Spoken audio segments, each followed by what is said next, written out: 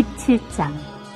에브라임 산지에 미가라 이름하는 사람이 있더니 그 어미에게 이르되, 어머니께서 은 1,100을 잃어버리셨으므로 저주하시고 내 귀에도 말씀하셨더니 보소서 그 은이 내게 있나이다. 내가 그것을 취하였나이다. 어미가 가로되 내 아들이 여호와께 복받기를 원하노라 하니라. 미가가 은 1,100을 그 어미에게 도로 주매 어미가 가로되 내가 내 아들을 위하여 한 신상을 새기며 한 신상을 부어 만들 차로 내 손에서 이 은을 여호와께 거룩히 드리니라. 그러므로 내가 이제 이 은을 네게 도로 돌리리라. 미가가 그 은을 어미에게 도로 주었으므로 어미가 그 은 200을 취하여 은장색에게 주어 한 신상을 새기며 한 신상을 부어 만들었더니 그 신상이 미가의 집에 있더라. 이 사람 미가에게 신당이 있으므로 또 에봇과 드라빔을 만들고 한 아들을 세워 제사장을 삼았더라. 그때에는 이스라엘에 왕이 없으므로 사람마다 자기 소견에 옳은 대로 행하였더라.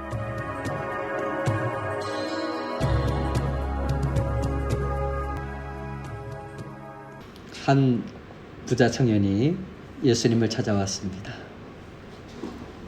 그 청년은 모든 계명을 지키며 살아왔기 때문에 자신은 이제 구원받은 사람이라고, 하나님 앞에 아주 큰 상을 받을 사람이라고 생각한 것 같아요. 근데 예수님은 오히려 한 가지 부족한 것을 그에게 지적해 줍니다. 너의 재물을 팔아 가난한 자들에게 나눠주고 나를 따르라. 청년은 큰 부자임으로 근심하며 결국 예수님을 떠나고 말았어요. 이 부자 청년은 이렇게 생각했는지 모릅니다. 설마 그래도 율법을 지키고 살았잖아. 하나님은 그것을 기억해 주실 거야. 많은 사람들은 부자 청년과 같이 자기 소견대로 생각을 하면서 살아가고 있는지도 몰라요. 내가 착한 일을 많이 했잖아. 그래서 하나님 알아주실 거야. 내가 구제도 많이 했잖아. 내가 열심히 예배도 드렸잖아. 하나님께서 알아주실 거야. 그래서 어떤 설교자는 우리 안에 뭐가 있다고 얘기를 하냐면 요 나가 있다 그래. 요 나가.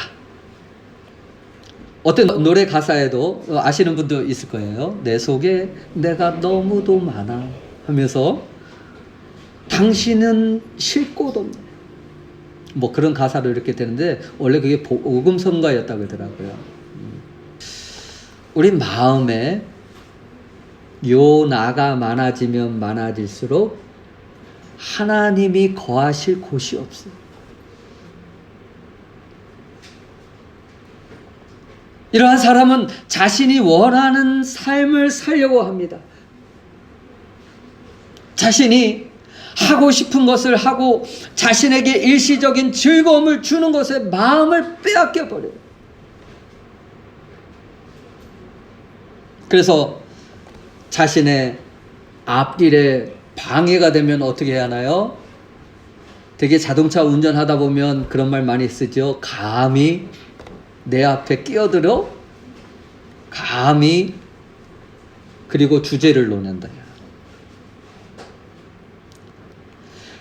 신앙생활을 하면서도 자신이 하나님께 맞추는 것이 아니라 하나님이 자신에게 맞추어 주기를 원하는 것이 곧 자기 소견대로 옳은 대로 사는 거예요.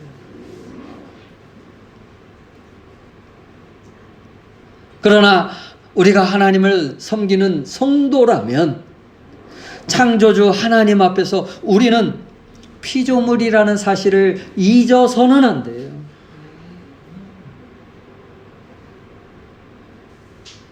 하나님은 절대로 인간이 마음대로 만들어내거나 인간들 방식으로 섬길 수 있는 그러한 분이 아닙니다. 오늘 본문을 보면은 사사시대의 한 가정의 신앙생활의 단면을 보여주는 내용이 등장을 해요. 이 사사시대는 이스라엘이 출애굽을 하여 가나안 땅에 정착을 했을 때, 그러니까 지금으로부터 약 3,000년 전, 그 정도 되는 시대에 400년 동안의 그러한 왕의 통치가 없이 사사들이 나라를 이끌었던 시대가 사사시대라고 말을 해요. 그 시대에 이스라엘 사람들은 자기 방법과 자기 생각으로, 자기 기준으로 하나님을 섬겼어요. 더 정확하게 말씀을 드리면, 하나님께서 친히 이스라엘의 왕이 되심에도 불구하고 하나님이 왕이 되심을 거부하는 것, 그리고 자신의 소견대로 살아가는 것. 왕이 없으니까 어떻습니까? 자신에게 좋으면 그것이 옳은 것이고, 하나님의 말씀도 필요 없는 거예요. 법도 필요 없는 거예요. 자신이 옳기만 하면 되는 거예요. 그러면 그게 법이 되는 거예요. 자신의 소견대로 살았던 그러한 시대. 자신에게 좋으면 옳게 여기고 자신에게 좋지 않으면 틀린 것으로 여겨버리는 그러한 시대. 오늘날 시대는 그런 시대가 아닌가요? 없는 것 같아요. 왜냐하면 자기가 기준이 되기 때문에. 성경 본문은 이렇게 시작됩니다. 에브라임 산지에 미가라는 사람이 있었습니다. 성경에 보면은 미가서라고 나오는데, 그 미가하고는 다른 인물이에요. 그는 사사도 아니에요. 지극히 그냥 평범한 사람.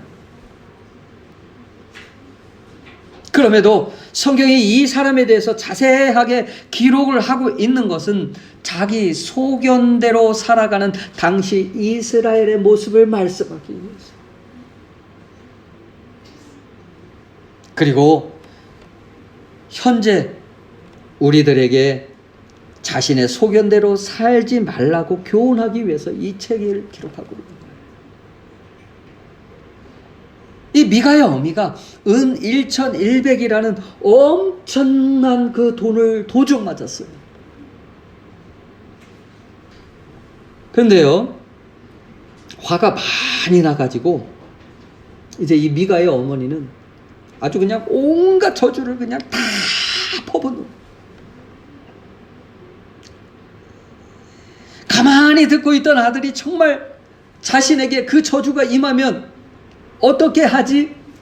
고민하게 되었어요. 그 돈을 훔친 범인이 바로 미가 자신이었기 때문에. 그리고 저주가 두려운 그 아들은 자신이 훔친 것을 어머니께 돌려드립니다. 조금 전까지만 해도 단단히 화가 났었는데 이 어머니가 기뻐가지고 어쩔 줄 몰라 하는 거예요. 이 얼마나 감사한 일인가 하면서 오히려 범죄한 아들에게 뭐라고 얘기를 하냐면 축복을. 2절을 보니까 어미가 가로되 내 아들이 여호와께 복받기를 원하노라. 자녀에게 축복을 하는 게 잘못인가요? 그렇지는 않아요. 그런데 뭔가 이상하다는 느낌이 들지 않습니까? 아들을 정말 사랑한다면 수양을 잡아서 말씀대로, 얘야, 내가 지은 죄에 대해서 속죄의 제사를 하나님께 드리자. 그리고 다시는 이와 같은 죄를 범해서는 안 된다.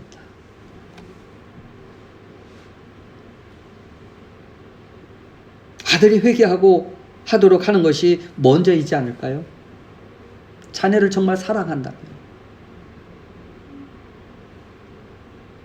지금 이 가정에 피 흘림의 제사가 없습니다. 피 흘림의 제사, 회개가 없이 너는 축복받을 거야, 너는 잘 될 거야, 그리고 이 어미는 엄청난 저주를 자신이 입으로 했는데 혹시 그 아들에게 저주가 임하지 않을까 염려하면서 돌려받은 은으로 한 신상을 만들어 자기 집에 들여놓는 거예요. 십계명의 첫 번째 계명을 범하는 겁니다. 첫 번째 계명이 뭐죠? 나 외에 다른 신들을 내게 두지 말지니라. 그리고 신당을 책임지고 신에게 기도할 제사장 그 에봇을 만들어요. 미가의 가정에 어느 정도의 이제 신당의 모습을 갖추었습니다. 이제 제사장만 구하면 돼요. 이스라엘에게 있어요. 제사장은요, 이스라엘을 대신해서 하나님께 나아가서 복을 빌어주는 존재, 복을 빌어주는 존재로 여겼기 때문에 제사장이 있어야 복을 빌어줄 수 있다고 생각을 한 거예요. 그래서 구인 모집 제사장, 그리고 정말 미가의 가정에 레인 한 사람을 구할 수 있게 되었습니다. 제사장이 될 자격은 레임만 할 수 있었기 때문에 그 어미는 미가와 함께 이제 복받을 일만 남았다고 좋아하는 거예요. 예전에 어떤 성도가 이렇게 말을 하더군요. 목사님은 성도들이 어떻게 살든지 참견하지 마시고 복만 빌어주세요. 그게 목사의 일이에요. 여러분도 그렇게 생각하시나요? 저는 깜짝 놀랐어요. 복을 받고 싶은 마음은 이해할 수 있지만 어떻게 피 흘림의 제사가 없는데, 회개가 없는데 당신은 복 받을 것입니다, 잘 될 것입니다 라고 말할 수 있겠어요? 성도의 죄악을 보면서 그것은 죄입니다, 하나님이 기뻐하지 않습니다 말할 수 있어야 하잖아요. 그런데 그렇게 말을 했는데도 듣지 않으니까 오히려 제가 어떻게 되겠습니까? 가슴앓이만 하는 거예요. 저러면 안 되는데.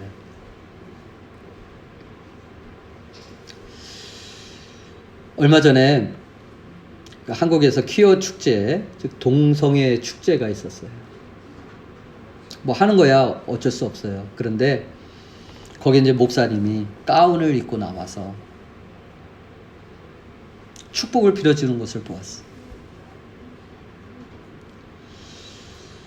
그 목사님의 의도는 인간의 존엄성을 중요시하고 하나님의 사랑을 외치는 것, 그것 이해를 해요.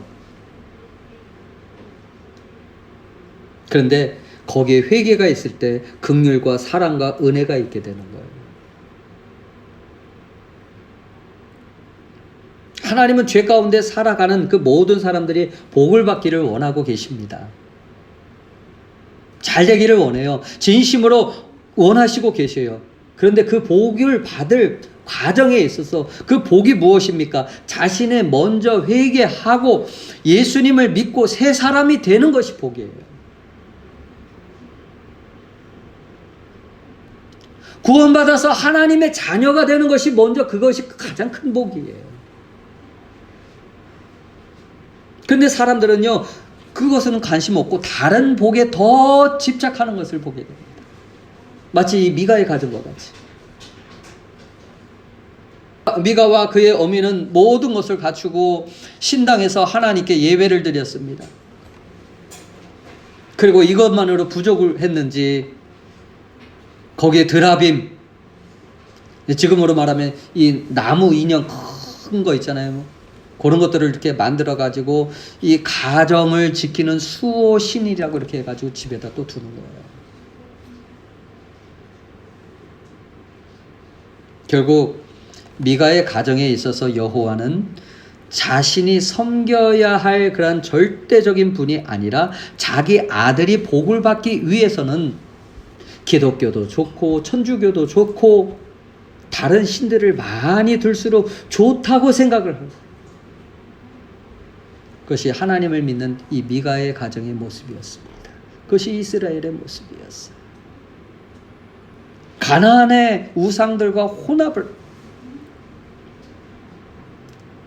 이러한 행위를 두고 6절에서 말씀합니다. 같이 보실까요? 그때에는 이스라엘의 왕이 없으므로 사람마다 자기 소견에 옳은 대로 행하였더라. 그들이 원하는 대로 행하였다라는 말이에요. 이스라엘의 최대의 관심은 어떤 일을 했을 때 그것이 얼마나 자신에게 유익이 되었는가, 하나님께 유익이 되는 것이 아니라 자신에게 유익이 되는가, 그것을 생각하는 거예요.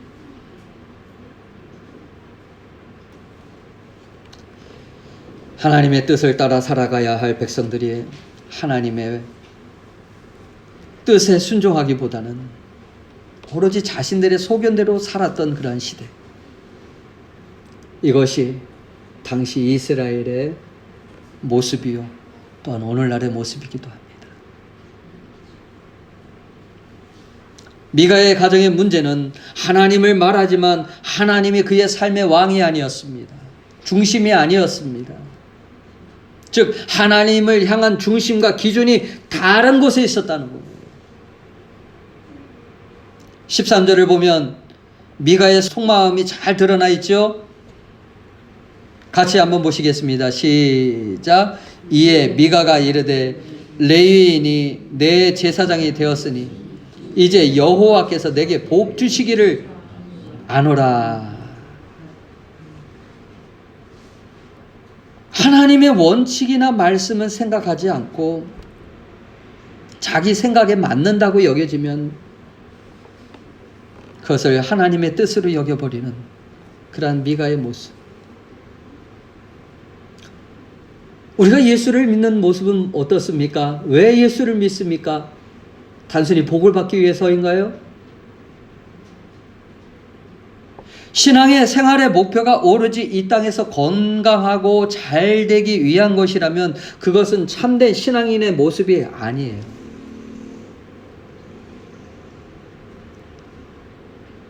미가의 신앙생활은 하나님이 나에게 무슨 말씀을 하시고 어떻게 생활하는 것이 합당한가를 묻지 않습니다.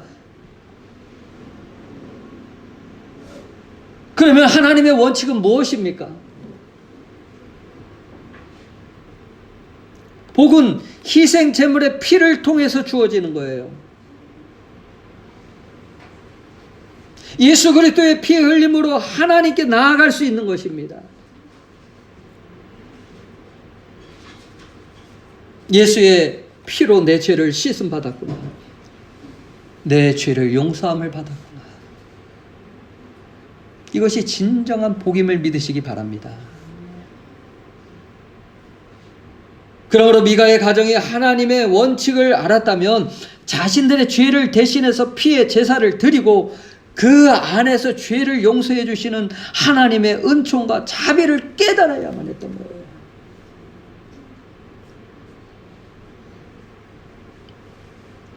제사장을 세워서 복 받겠다는 것은 제물의 희생의 피를 모르는 거예요.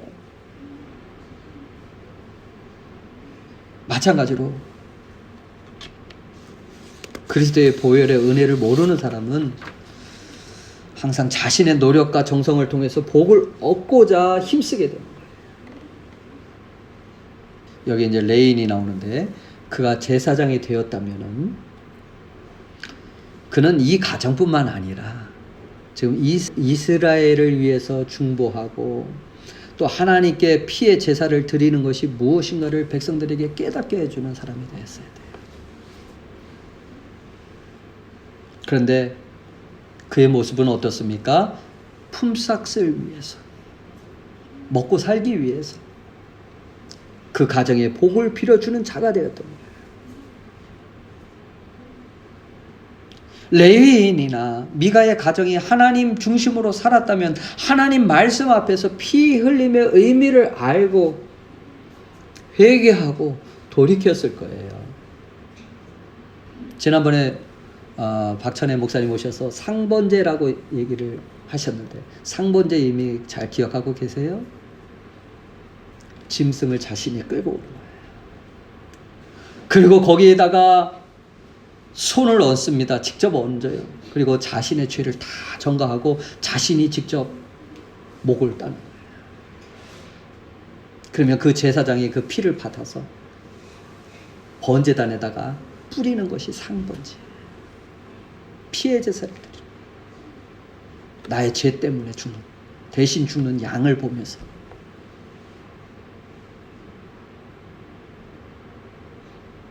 히브리서 9장 2절에 말씀합니다. 율법을 따라 거의 모든 물건이 피로써 정결케 되나니 피 흘림이 없은즉 사함이 없느니라. 하지만 하나님의 말씀이 증거되고 있음에도 자신의 허물을 인정하려고 하는 것이 아니라 반대로 자기 행위의 정당성을 고집하려고 한다면 결국 그들은 자기 소견에 옳은 대로 살아갈 뿐이에요. 오늘 우리의 신앙의 모습은 어떻습니까? 우리는 항상 내 기준에서 보고 말하고 행동합니다. 내 기준에서 모든 것을 생각하다 보니까 자신의 행동이 항상 옳게 여기지는 거예요. 요즘 유행하는 말이 있죠. 다른 사람이 하면 불륜이고 내가 하는 것이면 낭만이다. 성경 말씀은 아니에요. 다른 사람이 하면 손가락질 당하거나 욕먹는 것은 당연하다고 생각을 하고, 내가 하는 것은 뭐 사람이 그럴 수도 있지, 아니 내 것 가지고 내 마음대로 하겠다는데, 그런다고 합니다. 여러분, 자신의 생각대로 살아가는 것은 하나님의 통치에서 벗어난 그런 사람들의 모습입니다. 마치 고삐가 풀린 망아지처럼 살아갈 뿐이에요. 어릴 적 송아지를 끌고 들에서 제가 풀을 먹였던 기억이 납니다. 물론 망아지와 송아지는 다르지만, 그런데 송아지의 고삐가 풀려 얼른 매려고 하니까 이 송아지가 조금 컸어요. 갑자기 뒷발질로 그냥 제 배를 걷어차버리는 거예요. 저 붕 떠가지고 떨어져 버렸죠. 막 아파가지고 주저앉아 있는데 이 고삐 풀린 송아지가 어떻게 하냐면은 자기 세상 맞는 것처럼 이곳저곳 달려가는 거예요. 저는 이 배를 움켜잡고 그 송아지를 잡으려고 쫓아갑니다. 그리고 산속으로 사라진 그 송아지를 찾으러 한참 헤맸던 그런 기억이 나요. 그래서 결국 그 다음날 찾았어요. 온 식구들이 다 동원해서 산속을 뒤적을 다 헤집고 다녀가지고. 여러분, 하나님이 여러분의 왕이 되십니까? 그렇다면 왕의 통치를 받고 있습니까? 아니면 자기 소견에 옳은 대로 행동하고 있습니까? 자신의 소견을 따르는 것은 예수님을 믿으면서도 연륜을 쌓을 수 있지만 그리스도의 아름다운 열매를 맺을 수는 없습니다.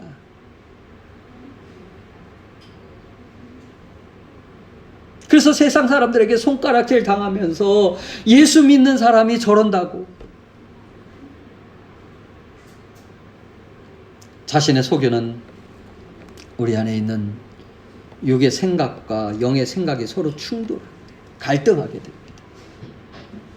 이 다툼은 나의 생각이 다른 사람들과 끊임없이 또 갈등으로 나타나게 돼요. 나와 다르다고. 내 생각과 다르기 때문에 양보할 수 없다고 합니다. 그러나 신앙생활의 가장 중요한 동기는 서로 다른 성도가 하나님의 말씀을 중심으로 서로 맞추어 한 마음을 가지도록 하는 것이 신앙생활이에요. 그래서 우리 교회에 모이는 거예요. 서로의 단점을 보면서 그래서 기도하는 거예요.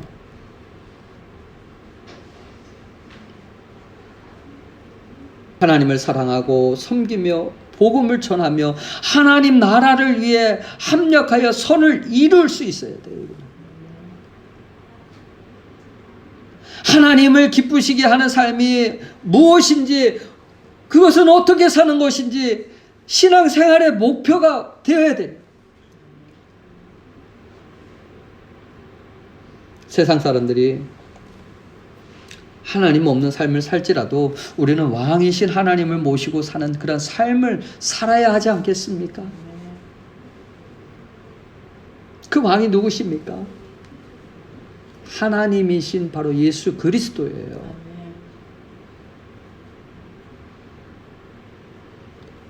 어떤 사람은 돈이 왕이 될 수 있어요. 어떤 사람은 죄가 그 속에서 왕 노릇할 수 있습니다. 그러면 하나님의 법과 거리가 멀어지게 되는 거예요. 그러므로 우리는 성숙한 그리스도인이 되기 위해서 날마다 자기 자아를 버리고 주님을 쫓아야 할 줄 믿습니다. 오늘 분명히 우리가 해야 할 것은 하나님과 나와의 관계를 바르게 할 수 있어야 돼요. 그것은 먼저 내 생각을 먼저 내려놓고 하나님의 뜻을 따르기 위해서 순종하려는 마음을 가져야 돼요. 하나님이 저와 여러분을 택하셨습니다. 하나님이 나를 택하셨다는 것을 인정하신다면 이제 여러분은 세상에서 하나님의 원칙을 세워나가야 할 사람들이라는 사실을 기억하시길 바랍니다. 이 원칙이라는 것은 예수 그리스도를 믿고 예수 그리스도를 위해서 살아가야 할 사람들이라는 사실이에요. 신앙인들이 이 사실을 잊어버리면 자꾸 소견에 빠져버리는 거예요. 자기 생각에 빠져버리는 거예요.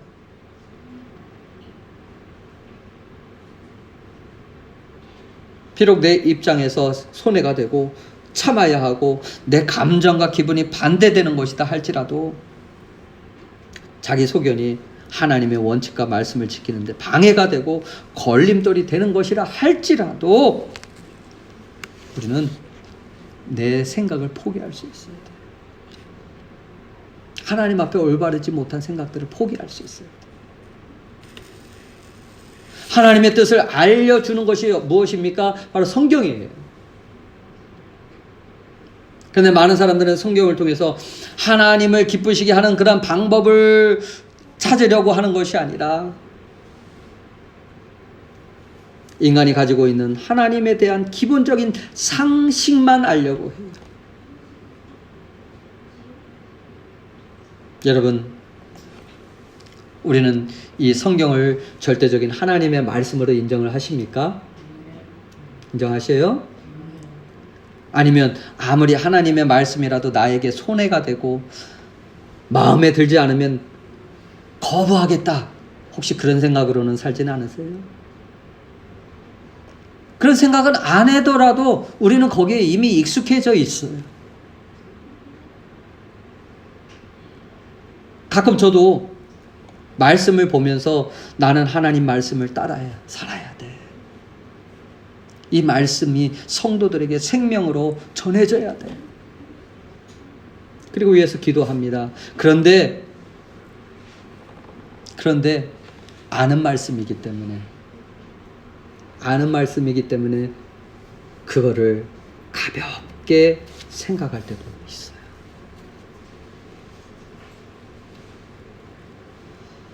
성경은 우리가 읽는 책 정도로 생각을 하면 안 돼요. 그것은 우리에게 말씀하시는 하나님의 음성입니다. 성경은 우리를 간섭하고 틀린 것은 책망하면서 바르게 함과 의로 교육하기에 유익하다고 했어요. 여러분, 성경에서 아니라고 말하는 것은 곧 하나님이 원하시지 않는 것으로 여기게 돼요. 그런데 요즘 신학자들은 어떤 말을 얘기하냐면, 성경은 너무나도 세상과 지금 기준이 맞지 않아. 그래서 성경을 다시 재해석하고 바꿔 써야 돼. 그렇잖아요. 우리가 성경에 맞춰야죠. 성경이 우리를 맞추려게 하는 게 아니라니까요. 시편 119편 105절을 보니까 이런 말씀이 있어요. 주의 말씀은 내 발의 등이요 내 길의 빛이니이다. 근데 아무리 성경을 읽는다 해도 자기 소견에 옳은 대로, 즉 자신의 삶의 중심에 무엇을 따르냐에 따라서 그의 인생은 하나님과 멀어질 수도 있다. 어디를 바라보느냐? 성경에 관심이 없으면 그 성도는, 어떤 우스갯소리로 이런 얘기 하더라고요. 후탁 성도라고. 무슨 말인지 아세요? 후탁. 일주일 동안 교회에 가기 전에 책꽂이에 있는 성경을 꺼내서 후 하고 먼지를 털고 탁 하고 이제 닦아내서 가지고, 그게 후탁 성도래요. 그럴 때 후탁 성도가 되면 하나님의 마음을 어떻게 알 수 있겠어요? 하나님의 뜻을 어떻게 알 수 있겠어요? 우리는 하나님을 어떻게 섬기고 있습니까? 하나님의 뜻을 알지 못하는데 내 소견대로 하나님을 섬기면서 나는 크리스찬이다 말할 수 있을까요? 그렇다면 진심으로 우리가 해야 할 일은 먼저 회개하고 하나님을 왕으로 모시고 살아가기를 다시 결단할 수 있어야 돼요. 우리는 무엇이 옳은 것인지 성경을 통해서 자신을 점검할 수 있어야 됩니다. 하나님의 뜻이 아닌 길로 가지 않으려고 힘써야 하고, 오직 하나님이 기뻐하시는 길로 행하겠다는 그러한 의식을 갖지 않으면 우리도 미가의 가정과 같이 잘못된 그러한 신앙을 가질 수 있다. 여러분, 세상 일이라는 끊임없이 고민하고 염려하면서 왜 신앙에 대해서는 돌아보지 않고 계십니까? 여러분, 피해의 제사를 우리 하나님께 드리실 수 있기를 바랍니다. 나는 크리스찬이다. 그러면 이 미가와 가정과 같이 살면 안 돼요. 그런 신앙을 가져서는 안 됩니다. 오늘 왕이 없어서 자기 소견에 옳은 대로 행했다는 그 말씀 앞에서 하나님은 우리에게 무엇을 원하시는가 말씀을 통해서 한번 여러분 확인해 보시기 바랍니다. 그러므로 내 소견대로 살아가는 것이 아니라 하나님의 영광을 위해서 살아가는 저와 여러분이 다 되시기를 예수님의 이름으로 축원합니다. 우리 함께 같이 기도하시겠습니다. 기도하실 때 주여 내 소견대로 살지 아니하고 하나님의 뜻대로 살아가는 삶이 되어지게 하옵소서. 우리 함께 같이 기도하시겠습니다. 아버지 하나님 감사드립니다. 하나님 뜻대로 살아가는 삶이 되어지게 하여 주시옵소서.